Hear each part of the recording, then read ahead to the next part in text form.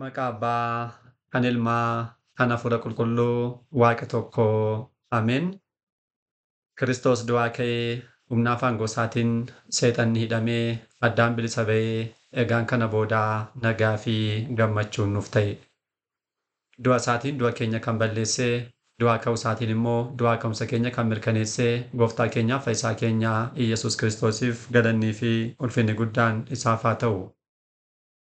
Sagalee kana kan dhaggeeffattan maatiiwwan Waaqayyoo, ijoolleen haadha keenya qulqulleettii Dubroo Maariyaam bakka adda addaa kan jirtan hundumti keessan maqaa Gooftaa keenyaa Fayyisaa keenyaa Iyesuus Kiristoosiin nagaan isin gaafadhaa. Akka isaatii bakka jirtanitti akkam bultanii, akkam ooltanii, akkam galgaleessitanii. Ameen galateeffamuun amala uumaa keenyaa Fayyisaa keenyaa Sillaasee kan ta'e maqaan isaa baddaa samii irratti afaan qulqulloota argamuu isaatiin afaan qulqulloota abbootii keenyaa harmoolii keenyaan yeroo hundumaan galateeffamuu qulqulluu kan ta'e maqaan isaa nu birattis guddaa kan galatoomee fi kan ulfaate nuuf haa ta'u.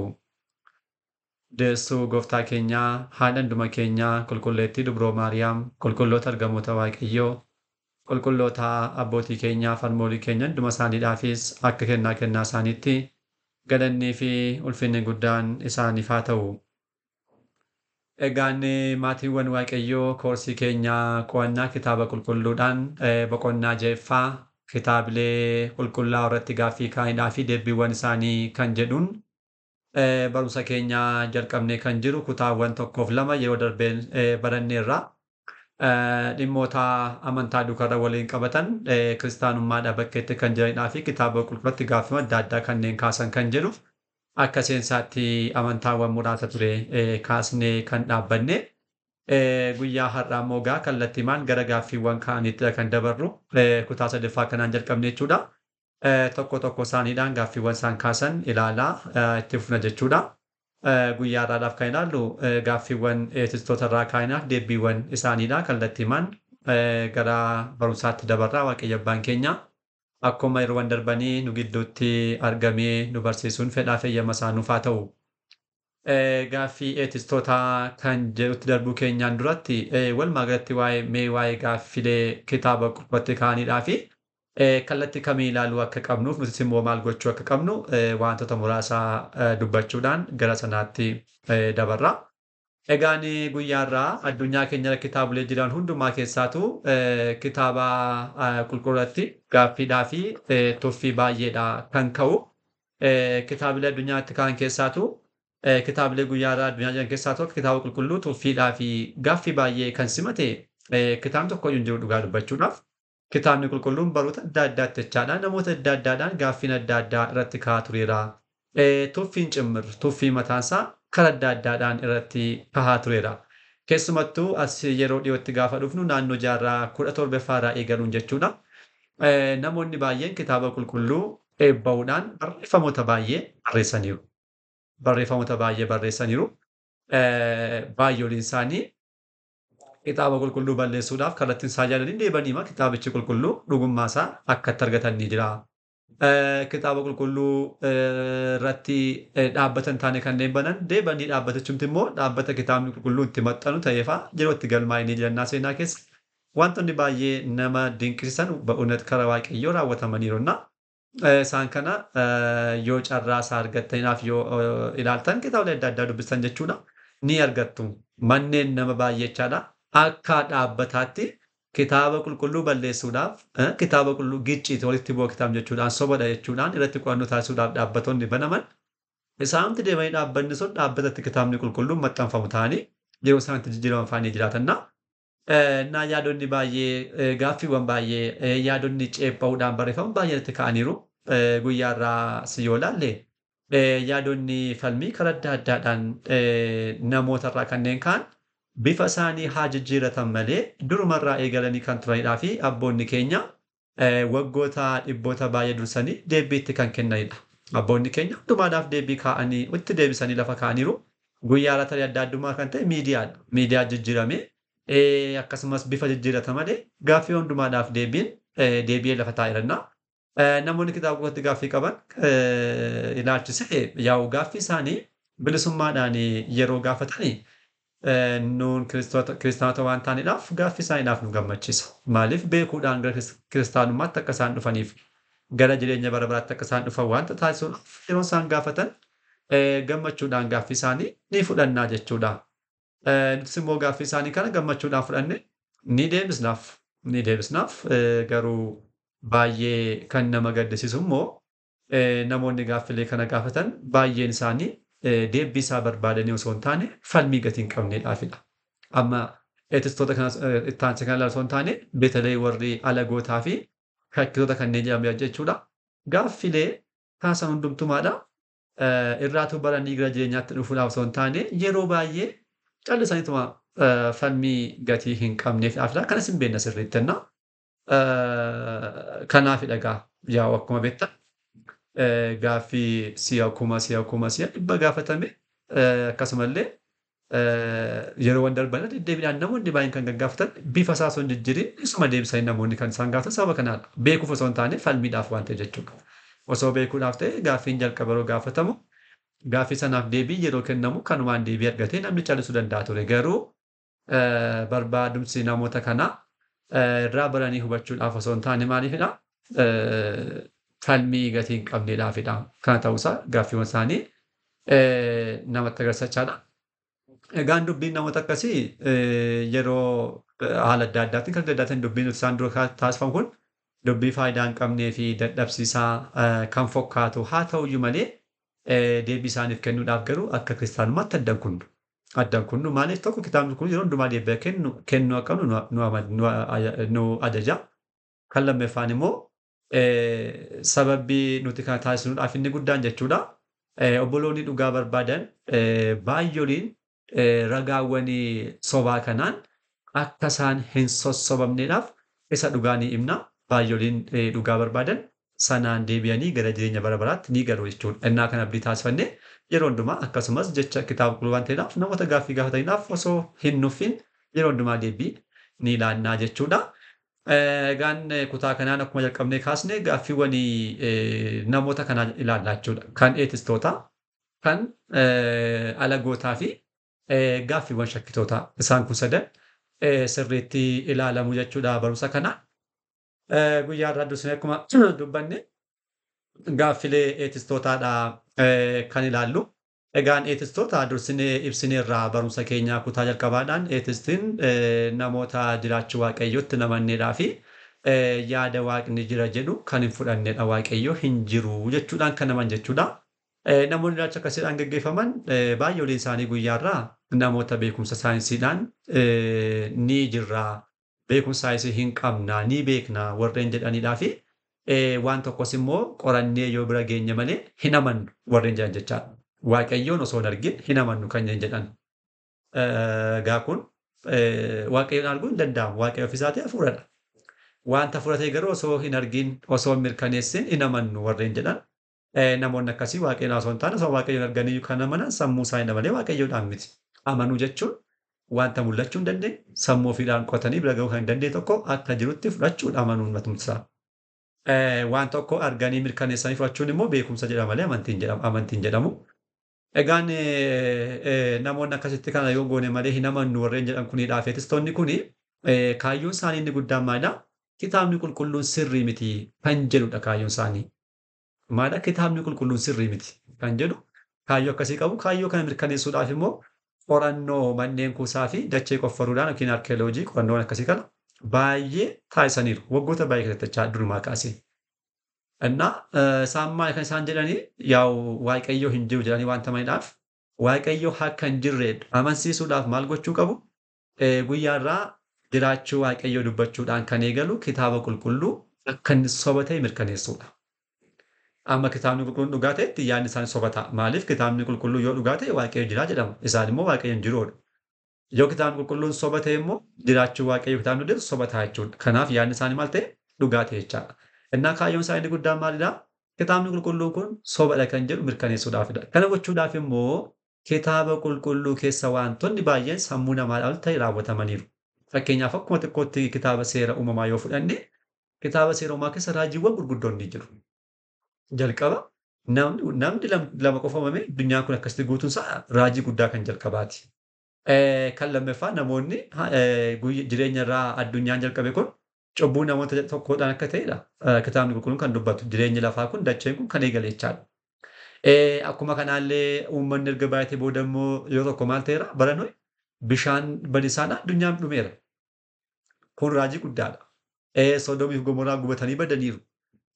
Dabalataan afaan namootaa sababa cubbuudhaan afaan tokko qofa kan ture guyyaa irraa afaan akka isaan baay'atu kun sababa cubbuudhaan bu'aa cubbuu ta'e afaan dhufeera. Isaan kanaaf kan biroos raajiiwwan gurguddoon ni jiru kitaaba qulqulluu keessaa kun seera uumaa keessa akka xiqqootti kan argamudha.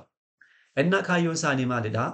Raajiiwwan kana soba gochuu salphaadhumatti. Kitaabni kan akkasii kun lakkii hin raawwanne sobadha. Kitaabni qulqulluun sobaa jira. Soba itti dabalame yookiin namoonni kallattii hin taane sobanii fokkeessuudhaaf barreessanii jedhanii kan akka haala kanaatiin amansiisudha. Kana masan jechuun immoo jalqaba seera uumamaa boqonnaa tokko lakkoofsa tokkotti Waaqayyoo samiidhaaf lafa uume kan jettu sana hin fudhatamu jechaadha. Kana booda Waaqayyoon jiru jedhamee dhiifamaa jechuudha agartanii. Innaa kaayyoon isaanii kana gochuudhaaf dudduubatti deebaniitu manneen kuusaa qorachuu, dachee qofforuudhaan qorachuu. Isaan kana qorannoo kana taasisaniiru. Garuu kan nama dinqisiisu faallaa yaada isaanii argannoowwan qorannoo manneen kuusaa fi dachee qofforuudhaan taasifaman kun dhugummaa kitaaba qulqulluudhaaf ragaawwan adda addaa argamsan malee kan isaan yaadan kan isaan hin finne. Kitaabni qulqulluun dhugaa ta'uu isaadhaaf ragaawwan argaman isuma kitaabni qulqulluun dubbatu dukan wal faana bu'aniitu argaman yoonna ragaawwan argaman kun immoo seenaawwanii fi raajiiwwan kitaaba qulqulluutti barreeffaman dhugaa akka ta'an agarsiisaniiru jechuudha. Innaa mee kan isaan yaalan kan isaan dhugaawwan kitaaba qulqulluusa jiru soba gochuudhaaf kan isaan yaalan qorannoo isaaniidhaa fi bu'aa isaan argatan immoo qabxiiwwan muraasa kaasnee mee haa ilaallu. Kan jalqabaa uumama dhala namaa fi kufaatii isaa ilaalchisuudhaan qorannoon taasifame ni jira. Uumama dhala namaa fi kufaatii isaa ilaalchisuudhaan. Egaan akkuma beeknu kitaaba qulqulluu keenya boqonnaa seera uumamaa kan jalqabaachaadha. Boqonnaa 1 hanga 3 gaafa ilaallu Addaamii fi Hewaan akka isaan turanii isa booda cubbuu raawwataniidhaan immoo gannata keessaatii ari'amanii sirni jireenyaa guyyaa har'aa agarru kun haala kanaan akka eegalame kitaabni qulqulluun nu barsiisa. Waaqayyo jalqaba dhala namaa haala kanaan akka jiraatuudhaaf hin uumne. Namni gannata keessa akka jiraatu ture kan uumame yeroo murtaa'eef booda immoo mootummaa isaa akka dhaaluuf ture. Garuu dhalli namaa sababa cubbuu isaaf mataa isaa cubbuu raawwateedhaaf maal ta'eera? Gara lafaatti darbatamuudhaan jireenyi guyyaa irraa agarru kun haala kanaatiin eegaluu danda'eera. Innaa kitaabni qulqulluun kana kan jedhu kanaa namoonni kun jechuudha. Itistoonni faallaa kanaa maal jedhu wanta akkasiin jiru jetteedha jechuudhaan dubbatu. Maaliidhaaf ittiiyyuu isaan jalqabuma isaayyuu namni hin uumamne namni jaldeessa irraa dhufe innaa gaafa dhufu immoo yaa'u nama tokko qofa miti nama baay'eedha kan dhufe. Innaa namni akkuma jirtu baay'atee dhufe malee namni tokkoof lama hin uumamne akkas kufaatiin dhala namaas hin jiru namni jireenyuma jiraatu jiraachaa jira asumattidha jireenyi kan eegale asuma jiraata jechuudhaan haala kanaatiin addunyaa qofatti kan amananidha. Innaa kanaaf jecha maal jedhu wanta akkasii kun hin jiru lakkii jetteedha jechuudhaan dubbatu. Innaa kana mirkaneessuudhaaf immoo egaa qorannoon ta'e ni jira.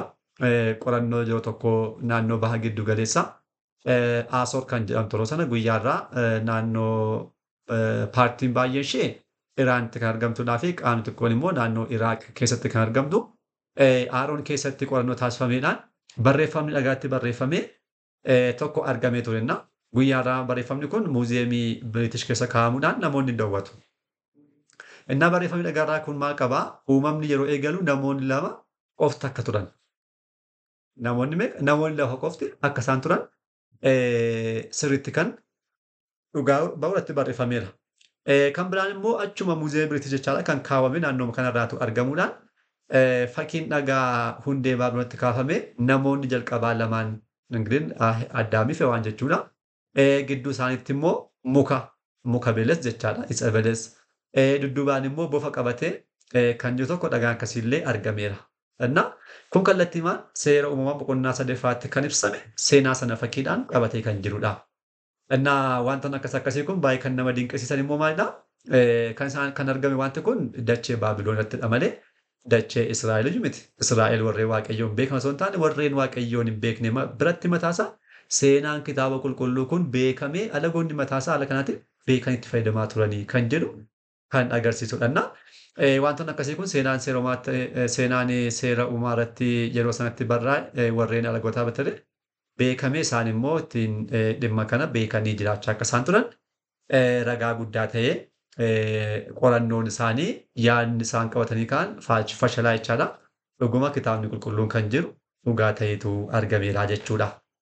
Kan lammaffaa immoo bishaan badisaa Baranooyidha. Baranooyi bishaan badisaa ingidihi addunyaa irratti akka sababa cubbuu dhala namaadhaaf akka dhufe seera uumamaa boqonnaa 6 kaasnee amma 10 yommuu ilaallu sababa cubbuu namootaadhaaf Waaqayyo bishaan badisaa lafatti akka inni fide. Bu'aa kanaadhaan immoo bineeldonni warreen kaanis doonitti namuudhaan lubbuun 8 qofti akka hafee fi isaan kaan immoo addunyaan guutummaa bishaan badisaatiin akka inni bade kitaabni qulqulluun nutti hima. Raajii guddaa dhugaa dubbachuudhaaf dhimma kana ilaalchisuudhaan warreen jiraachuu Waaqayyo namoonni kun ka'a. Dinqiin kun akka hin raawwatamnettii fi seenaan kitaabni qulqulluun qabatee jiru kun sobadha jechuudhaan dubbataniiru. Egaan dhugaa kitaaba kana kan mirkaneessu qorannoon yeroo tokko taasifameedhaan maaltu argame mataa tulluuwwanii gurguddoo irratti lafeen bineensota galaana keessa jiraatanii argamaniiru. Kan akka qurxummiif isaan kaan galaana keessaa kan hin baane garuu lafeen isaanii tulluu mataa tullatti argameera. Innaa wanti kun akkamitti ta'e kan jedhuudhaa fi deebii gahaa kan qabatee kan argame kitaaba qulqulluu qofaadha addunyaarraa. Kitaabni biraan jiru akkamitti ta'uu danda'e kun jiru deebiin hin dhibe. Maaliidhaa fi kitaabni qulqulluun akkuma jedhu dursinee akkuma dubbanne seera uumamaa boqonnaa 6 kaasnee amma akkuma argannuudhaan yeroo sanatti bishaanii lafaas samiirraas ba'uudhaan kanneen galaana keessa jiran bineensonni isaa ta'an hundumtuu fudhatamanii bishaan guddachaa deemuudhaan amma mataa tulluutti ga'eera. Akkasii kitaabni mataa tulluu ga'eera jedhee dubbata. Amma isaatti ga'annaa yeroo sana kaa bineensonni bishaan keessa jiraatan cimmir amma gubbaatti tolfatamuudhaan achitti du'anii lafeen isaaniidhaaf hafteen isaanii haala sanaatiin mataa tulluu irratti hafuu danda'eera kan jedhu kanaaf deebii kan kenne seera uumamaa boqonnaa 6 hanga 10tti kan barraa'e Baranooyi bishaan badisaa raawwateedha jechuudha. Inni kun argannoon argame kana mirkaneessuu danda'eera. Kan sadaffaallee afaan walitti makamuu ilaalchisee yaa'u kunis kitaabni qulqulluun dubbatame seera uumamaa boqonnaa 11 gaafa laallu namoonni Baabiloon gamoo ijaaruudhaan waaqa abbaa ilma afur qulqulluu waraannaa jechuudhaan yaalii taasisan eeboo isaanii darbatootuma jedhanii ol fagaatanii ijaarrachaa innaa yeroo kana Waaqayyoo kottaa haa buunu tokko afaan tokko akka hin dhageenye afaan isaanii waliin haa balleessinu jechuudhaan tokkummaa sadummaa isaadhaan Waaqayyo bu'ee afaan namoota kanaa wal jalaa balleessee haala kanaatiin addunyaa irratti afaan baay'achuu danda'eera kan jedhu kitaabni qulqulluun kan nu barsiisa. Namoonni kun immoo warreen jiraachuu Waaqayyoo hin amanne ga'a yaa'u yaadni isaaniis jalqabuma akka kaasne namni jalqabumayyuu baay'eedha jedha waan ta'eedhaaf maal jedhamu namni jalqaba baay'ee akkuma ture dhufaanis akkasuma baay'eedha. Namni jalqaba gaafamu tokko lama miti jaldeessa irraa dhufee kallattii adda addaatiin jijjiiramaa dhufee kanaaf baay'eedha kan dhufe. Inni afaan isaa akkuma kanaa isa duukarra baay'eedha malee afaanii haala kanaatiin hin uumamne kun sobadha jechuudhaan yaada kitaaba qulqulluu kana dhugummaa isaa falmaniiru. Innaa dhimma kanaas qorannoon taasifameera. Qorannoo kanaan dhagaan naannaweetti argamee fi guyyaa irraa immoo Biriitish muuziyeemii kan kaa'ame jechaadha. Seenaa kitaabni qulqulluun jedhu waliin wanta wal fakkaatu qabatee ni argama. Dhagichaatti maaltu jira? Waa'een warri Baabiloon gamoo ijaaruu isaaniidhaa fi afaan walitti makamuu dubbateetu barreeffamee ni argama. Wanti kunis kan argame kaayyaa dacheema Baabiloon warra Waaqayyoon hin beekne irraatu argameetu guyyaa irraa kun uummanni muuziyeemii sana deemu daawwachaa jira jechuudha. Inni kun mataan isaa wanti kitaaba kootti barreeffame dhugaa ta'uusaa kan agarsiisudha jechuudha. Kana fureeffaa immoo namootni Gibxii bara Yoosef keessa wayinii dhugaa akka turan ilaalchisuudhaan kan dubbatames ni jira. Isa kanarraa kaasnee warreen hafan guyyaa itti aanuun kutaa biraadhaan qabannee kan dhufnu kan ta'u. Har'aaf asumaatti nu haa ga'u abbaa sagalee kanaa kan ta'e Waaqayyo abbaa keenyaaf galanni ulfinni guddaan isaaf haa ta'u. Kutaa itti aanuun deebinee hanga dhufnutti nagaa Waaqayyoon turtii gaarii galanni Waaqayyoof.